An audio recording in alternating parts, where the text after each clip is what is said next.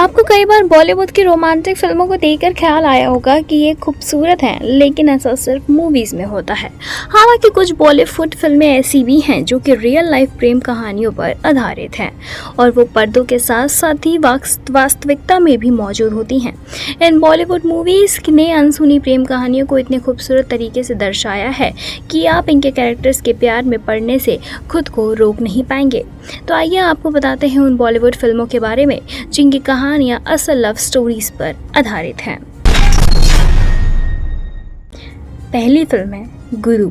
जी हाँ, गुरु 2007 में बनी हिंदी भाषा की एक ड्रामा फिल्म है जिसका निर्देशन और सहलेखन मणिरत्नम ने किया है। इससे अभिषेक बच्चन, इसमें ऐश्वर्या राय, मिथुन चक्रवर्ती, आर माधवन, विद्या बालन ने अभिनय किया है। फिल्म का स्कोर और sound track A R Rahman ने तैयार किया। संयोग से मिथुन चक्रवर्ती ने इससे पहले 1989 में इसी फिल्म की हिंदी फिल्म और 2003 में इसी की बंगाली फिल्में की थी। फिल्म की शुरुआत 1951 में उत्तरी गुजरात के साबरकंठा जिले के एक छोटे से गांव इधर से होती है, जहां गुरुकांत देसाई नाम का एक युवक किसी दिन बड़ा बनने का सपना देखता है। उनके पिता कातिल लाल, जो कि गांव के स्कूल के प्रधानाध्यापक हैं, उन्हें सपने न देखने के लिए कहते हैं और सपने कभी पूरे नहीं होते। गुरु तुर्की जाने के लिए यानी कि टर्की जाने और मसाला व्यापार में प्रवेश करने का फैसला करता है और उसके बाद बर्मा शेल के साथ एक ब्लू कॉलर नौकरी करता है। बाद में उसे पदोन्नति मिलती है, लेकिन वो नौकरी से इनकार कर देता है क्योंकि वो खुद के लिए काम करना चाहता है। गुरु अपने गांव लौटता है। वो सुजाता से शादी करता है। मुख्य रूप से दहेज के कारण जो वो उसके लिए लाती है वो उसके लिए मना कर देता है। सुजाता और उसके भाई जिग्नेश के साथ गुरु बॉम्बे चले जाते हैं और वहाँ पे कपड़ों का व्यापार शुरू कर देते हैं। नानाजी माणिकदास गुप्ता, जो कि स्वतंत्र द इंडिपेंडेंट नामक समाचार पत्र प्रकाशित करते हैं, गुरु को अपने बेटे की तरह मानते हैं। गुरु भी उन्हें एक पिता के रूप में देखते हैं जिन्हें बॉम्बे में संघर्ष के शुरुआती दिनों में उनका साथ दिया था। वो नानाजी की पोती मीनू के साथ उनकी गहरी दोस्ती रहती है। बड़ी होने पर मीनू को मल्टीपल सेलोक्रोसिस हो जाता है और वो व्हील चेयर का इस्तेमाल करने लगती है। जैसे जैसे गुरु का व्यवसाय भारत में सबसे बड़े व्यवसायों में से एक बन जाता है, वो बेरहमी से सफलता की तलाश में रहता है। अपने पॉलिएस्टर मिलों के लिए मशीन के पुर्जों की तस्करी, अवैध रूप से माल का निर्माण और अधिक लाभ कमाने के लिए स्टॉक में हेरफेर जैसी गतिविधियों में शामिल होता है। हालांकि जब नानाजी को पता चलता है कि गुरु की सफलता के साधन हमेशा ईमानदार नहीं होते, तो वो अपने अखबार से रिपोर्टर श्याम सक्सेना को खरीद लेता है। उनके साथ मिलकर गुरु के बढ़ते भ्रष्ट तरीकों को उजागर करने का फैसला करता है। अखबार के साथ लड़ाई के तनाव के कारण गुरु को स्ट्रोक आता है और उसके दाहिने हिस्से में लकवा मार जाता है। इस बीच मीनू, जो कि अब श्याम से विवाहित है, अपनी बीमारी से धीरे धीरे कमज़ोर होती जा रही है और अंततः मर जाती है। अंत में गुरु को उसके खिलाफ लगाए गए आरोपों से खुद का बचाव करने के लिए 16 अक्टूबर 1980 को एक निजी सरकारी जांच के समक्ष लाया जाता है। हालांकि अगले दिन वो प्रेस को बताता है कि वो एक साधारण और ग्रामीण था, जिसे उत्पाद शुल्क, सीमा शुल्क और बिक्री कर का मतलब भी नहीं पता था। वो केवल अपना व्यवसाय जानता है था। हालांकि भ्रष्ट व्यवस्था ने सुनिश्चित किया कि ग्रामीण और अमीर व्यवसायी न बने। नतीजन उसे भ्रष्ट आचरण में लिप्त होना पड़ा। इससे सरकार को उसके खिलाफ लगे 29 में से 27 आरोपों से उसे बरी करना पड़ता है, जिन पर क्रमशः $6.3 मिलियन, 2016 में 100 मिलियन या $1.6 मिलियन के बराबर है, जो कि साबित हो जाता है और उन्हें अपनी कंपनी में वापस आने की अनुमति दी जाती है। ये थी फिल्म गुरु की कहानी। बॉलीवुड की प्रेम कहानियों पे आधारित वो है जोधा अकबर। जोधाबाई और भारत के मुगल शासक अकबर की प्रेम कथा देश की सबसे बड़ी प्रेम कहानियों में गिनी जाती है। लेकिन ये दोनों पति पत्नी तो क्या, प्रेमी तक नहीं भी। इतिहासकारों और कुछ गाइड्स की गलतफहमी की वजह से अकबर का नाम उन्हीं की बहू जोधाबाई के साथ जोड़ा दिया गया था। दरअसल जोधाबाई उनके बेटे सलीम उर्फ जहांगीर की पत्नी थी, लेकिन पिछले एक सदी में टूरिस्ट गाइड्स की वजह से उनका नाम अकबर के साथ जोड़ा गया। न तो जोधाबाई का विवाह अकबर के साथ हुआ और न ही विदाई के समय जोधाबाई को दिल्ली भेजा गया था। प्रश्न ये उठता है कि फिर अकबर का विवाह किससे रचाया गया। अकबर का जन्म 15 अक्टूबर 1542 को हुआ था। उसके बचपन का नाम अबुल फतह जलाल उद्दीन मोहम्मद अकबर था। 1556 में अकबर अपने पिता हुमायूं का उत्तराधिकारी बन गया। 13 वर्ष की उम्र में बैरम खान को उसने शहंशाह घोषित किया था। चूँकि उस समय अकबर केवल एक किशोर था, इसीलिए उसके बड़े होने तक बैरम खान ने उसकी जगह शासन किया। अकबर को उसकी कई उपलब्धियों के कारण उसे द ग्रेट का उपनाम दिया गया। जोधाबाई का जन्म 1 अक्टूबर 1542 में को हुआ था। जोधाबाई आमेर के राजा भारमल की बेटी थी। वो एक हिंदू राजकुमारी थी, लेकिन उसने एक मुस्लिम राजा अकबर से शादी की। उन्होंने आधुनिक भारतीय इतिहास लेखन में अकबर और मुगलों के धार्मिक मतभेदों को सहन करने और बहु जातीय और बहु संप्रदाय के विस्तार के भीतर उनकी समावेशी नीतियों के प्रति सहिष्णुता का एक उदाहरण माना जाता था। जोधा और अकबर की कहानी कुछ इस तरह है। कहा जाता है कि अकबर अजमेर के मोइनुद्दीन चिश्ती की कब्र पर नमाज अदा करने के लिए जा रहे थे और मिलकर वहाँ से उन्होंने बताया था कि उसके बड़े भाई सूजा के साथ उनकी निकाह की जाए। जी हाँ, ऐसा कहा जाता था। बताते चले कि माना जाता है कि जोधा और अकबर की कहानी कुछ इस तरह थी कि सूजा से मिलकर अकबर ने यह कहा था कि अजमेर मोइनुद्दीन चिश्ती की कब्र पर नमाज अदा करने के लिए जा रहा था। तो रास्ते में बिहारी मल ने अकबर से मिलकर उसे बताया कि उसके बड़े भाई सूजा के साथ उसके साले शरीफ उद्दीन की लड़ाई चल रही है। इसके कारण वो उसे बहुत परेशान कर रहा है। शरीफ उद्दीन की मांग थी कि बिहारी मल अपने बेटे और 2 भतीजों को उसे सौंप दे। बिहारी मल ने उसकी बात मान ली और अपने बेटे एवं 2 भतीजों को बंधक के रूप में शरीफ उद्दीन को सौंप दिया। लेकिन बिहारी मल को बर्बाद करना चाहता था। अकबर ने बिहारी मल की बेटी से विवाह करने का प्रस्ताव रखा और कहा कि विवाह के बाद उसका बहनोई शरीफ उद्दीन उन्हें परेशान नहीं करेगा। धाबाई और अकबर का विवाह पूरी तरह से राजनीतिक था।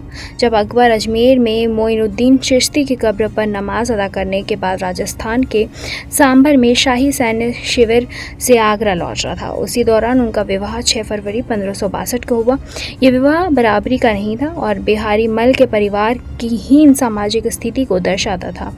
अंबर की राजकुमारी के साथ विवाह करने के बाद जोधा का परिवार अकबर के पूरे शासनकाल में उनके परिवार की सेवा प्रदान करता रहा। माना जाता है कि हिंदू राजकुमारी जोधा से विवाह के बाद अकबर ने खुद को मुसलमानों के बादशाह या शहंशाह घोषित किया था। 1569 में अकबर ने ये खबर सुनी थी कि उसकी पत्नी हिंदू पत्नी जोधाबाई गर्भ से है। इससे पहले अकबर के बेटे गर्भ में ही मर गए थे, लेकिन इस बार शेख सलीम चिश्ती ने घोषणा की थी कि उसके बेटे का सकुशल जन्म होगा। इसीलिए पूरे गर्भधारण की अवधि के दौरान जोधा सिकरी में शेख के पास ही रही। 30 अगस्त 1569 को अकबर के पुत्र का जन्म हुआ और उसने पवित्र व्यक्ति की प्रार्थना के प्रभावक्ता में अपने पिता को विश्वास को स्वीकार करते हुए सलीम नाम प्राप्त किया। नंबर 3 पे है मूवी, जो है उसका नाम है राजी। आलिया भट्ट और विक्की कौशल स्टारर फिल्म राजी मेघना गुलजार द्वारा लिखी गई है। ये साल 2018 में रिलीज़ हुई थी। फिल्म में आलिया ने एक कश्मीरी लड़की सहमत का किरदार निभाया, जिसकी शादी एक पाकिस्तानी अफसर से हो जाती है। सहमत की शादी साल 1971 में भारत पाकिस्तान के बीच की लड़ाई के दौरान पड़ोसी मुल्क से खुफिया जानकारी अपने देश में भेजने के लिए कराई जाती है।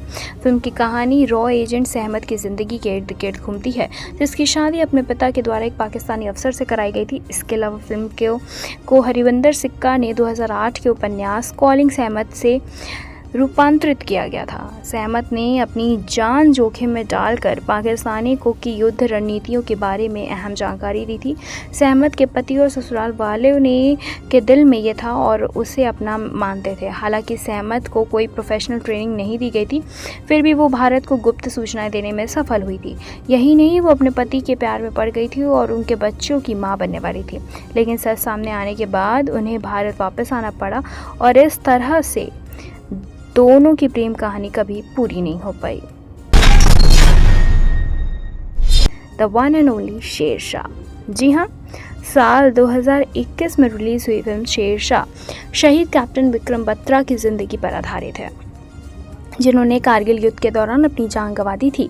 इस किरदार को सिद्धार्थ मल्होत्रा ने निभाया। ये फिल्म उन जाबाज दिलों के लिए एक ट्रिब्यूट है जिन्होंने अब तक के सबसे कठिन युद्ध में राष्ट्र के गौरव की रक्षा की और खुद का बलिदान दे दिया। डायरेक्टर विष्णुवर्धन और लेखक संदीप श्रीवास्तव ने युद्ध के मील के पत्थरों को खूबसूरती से दिखाया है और सिद्धार्थ ने इस किरदार के साथ ही पूरी तरह न्याय किया है। फिल्म विक्रम बत्रा के जीवन की घटनाओं को उनके बचपन के दिनों से लेकर डिम्पल चिमा यानी कि कियारा आडवाणी द्वारा अभिनीत के साथ प्यार में पड़ने और अंत में राष्ट्र के लिए अपना जीवन देने तक की घटनाओं को दर्शाती है।